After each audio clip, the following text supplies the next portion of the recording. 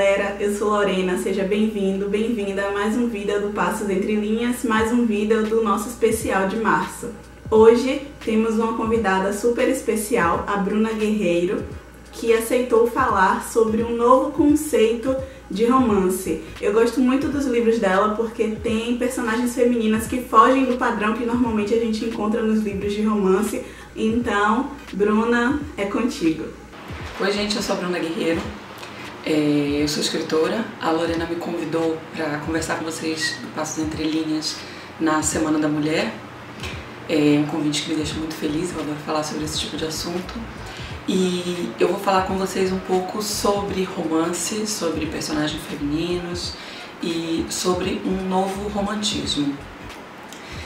Primeiro eu acho interessante a gente observar sobre o gênero do romance, e eu falo aqui do romance romântico, né, o romance que conta uma história de amor, o quanto, por ele ser um gênero atribuído ao universo feminino, historicamente, socialmente, ele sofre muito preconceito, inclusive de qualidade. É considerado uma literatura hierarquicamente inferior, né?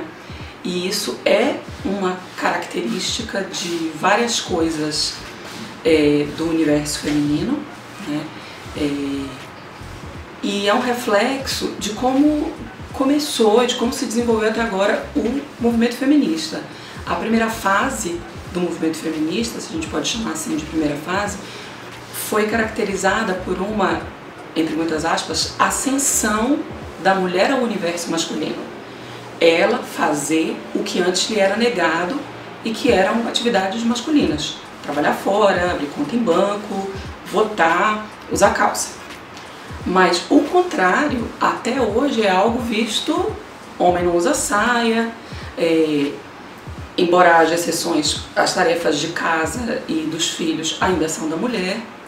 Então tudo aquilo que é do universo feminino ainda é visto como menor. Existe uma resistência de acessar esses interesses do universo feminino. E isso a gente vê refletido no público de romance. Você vê mulheres leitoras que leem romance de amor, mas que leem também policial, horror, distopia, fantasia, HQ, suspense, thriller. Mas você vê homens que leem tudo isso, mas que não leem romance de amor. Tudo isso são características desse preconceito contra as áreas de interesse do universo feminino. E o romance de amor, ele tem duas características que eu considero principais, né? Uma delas é o fato de que a matéria-prima do romance são as relações humanas, né? Você até pode ter outras coisas acontecendo em volta daquela relação, geralmente de um casal, né? Mas o foco vai ser nessa relação, nos sentimentos das pessoas, na forma como as pessoas reagem ao que acontece à volta delas. O foco é a relação. Você pode ter, por exemplo, um romance policial em que aconteça um envolvimento romântico entre os personagens, mas que não vai ser o foco. O foco é a solução do crime ou qualquer coisa assim. E no romance de amor, não, o foco é a relação humana. E a outra característica que eu considero importante da gente observar no romance é que é um gênero que tem uma recompensa para o leitor e para o personagem. O que é que eu quero dizer com isso? Quando você lê um romance, o romance policial ele tem isso da recompensa também. Quando você lê um romance policial, o mínimo que você espera é no final resolver a charada, saber quem é o culpado. Você também pode esperar a justiça, isso às vezes acontece, às vezes não, mas é quase intolerável um romance policial que não vai te dar a resposta da pergunta principal. Isso no romance de amor, o que você espera é um final feliz. O casal vai ficar junto, ou alguma coisa que pode até ser um pouco diferente do que você imaginou no começo do livro, mas que tem que te deixar no final com uma sensação positiva, né? Ou seja, você vai ser recompensado pela leitura e os personagens vão ser recompensados pelo que eles viveram. Isso acarreta uma responsabilidade para o escritor. Por quê? Se eu desenvolver um personagem que faz um monte de cagada durante o livro, é um canalha, mente, engana, é agressivo, tem atitudes reprováveis que durante o enredo não são suficientemente reprovadas, são relevadas e ele não se redime e no final eu dou um final feliz para ele, eu estou validando tudo isso. Eu estou dizendo que tudo bem a pessoa se comportar dessa forma e no final tudo vai dar certo. Você tem que ver se esse é o recado que você quer dar, porque na maioria das vezes as pessoas não pensam que estão dando um recado no final do seu livro, mas sempre estão. Então é melhor que você planeje o recado que você quer dar para você não dar um recado errado, né? Aqui a gente está falando principalmente, e é o meu material principal de trabalho e ainda a maioria dos romances de amor, de casal hétero. Para mim isso é interessante porque o que eu gosto mesmo é de discutir esses papéis de gênero, né? O que é atribuído a uma mulher e a um homem dentro de um casal romântico. E eu já fui acusada de não ser romântica porque eu criticava ações de mocinhos, muito machão, muito isso, muito aquilo. E leva a gente a refletir, mas isso é não ser romântica? Quer dizer, então esse romantismo é tão limitado a esses papéis em que o mocinho tem uma certa agressividade, ele é que tem mais apetite sexual e vai tomar a iniciativa, ao passo que a mocinha vai ser mais reticente no que diz respeito ao sexo, mas não aos sentimentos, porque muitas vezes é ela que vai se tocar primeiro que tá apaixonada e ele vai fugir do amor como quem foge da praga, sabe? Então, esses papéis que me interessa rever, reconstruir, destruir primeiro, né? Desconstruir, pra gente poder montar um romantismo novo, mais moderno, menos amarrado e menos opressivo também, né? E eu tenho um truque pra tentar fazer isso. Não é que sempre seja uma coisa assim tão pensada, tá? Calculada, mas é uma coisa que vem naturalmente pra mim quando eu tô criando. Quando eu atribuo uma determinada fala ou atitude a uma personagem feminina, eu penso, um personagem masculino pode fazer isso? E vice-versa. Quando eu coloco palavras na boca de um personagem masculino ou faço ele ter uma determinada atitude, eu me pergunto, uma personagem feminina pode fazer isso? A resposta tem que ser sim.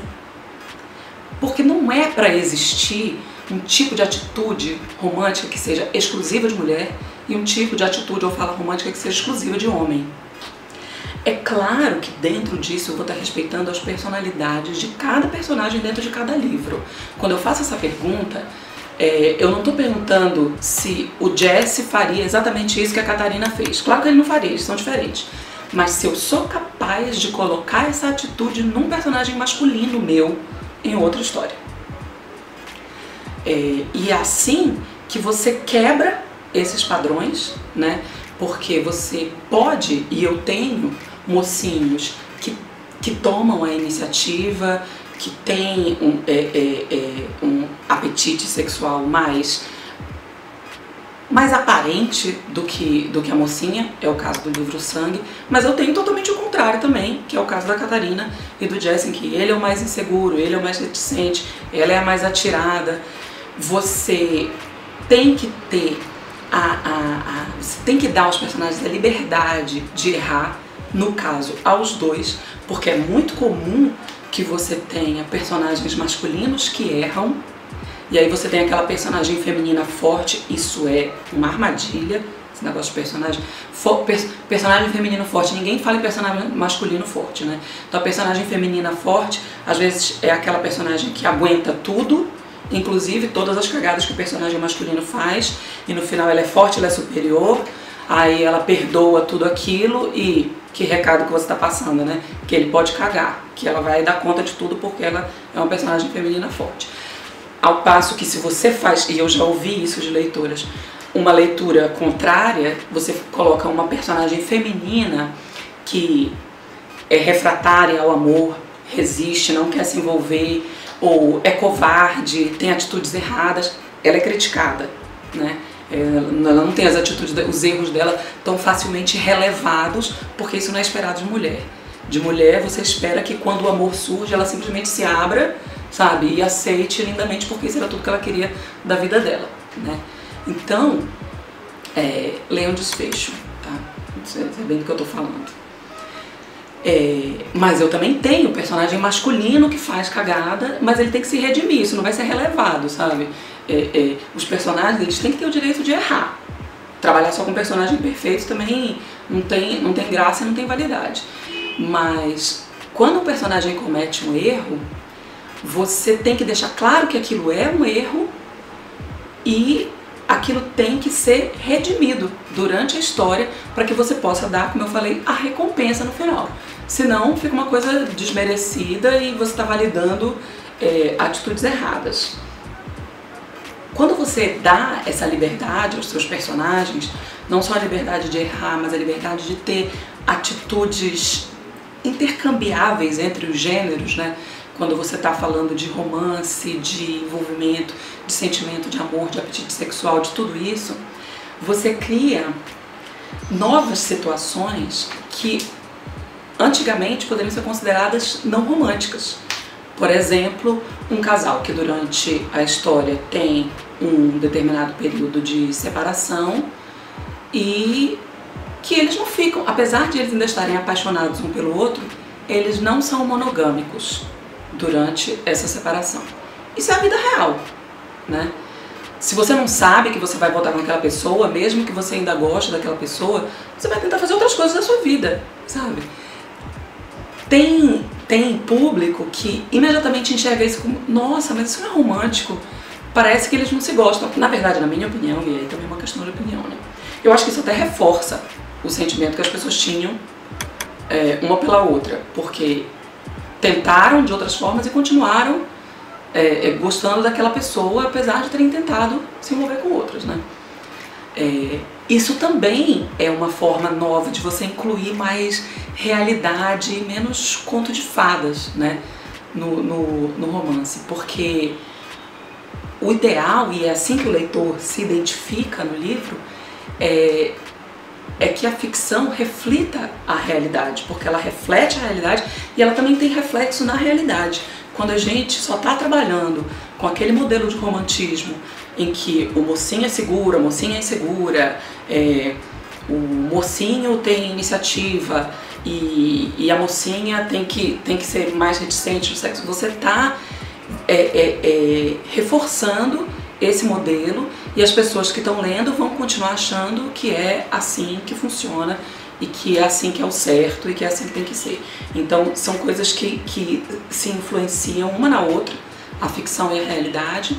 Então se a gente está num momento e a gente está num momento em que a gente quer mudar essa realidade, a ficção tem que acompanhar isso. Para terminar, eu queria dizer para vocês, fazer tipo um disclaimer aqui. Eu falei tudo isso, não significa que eu acerte sempre.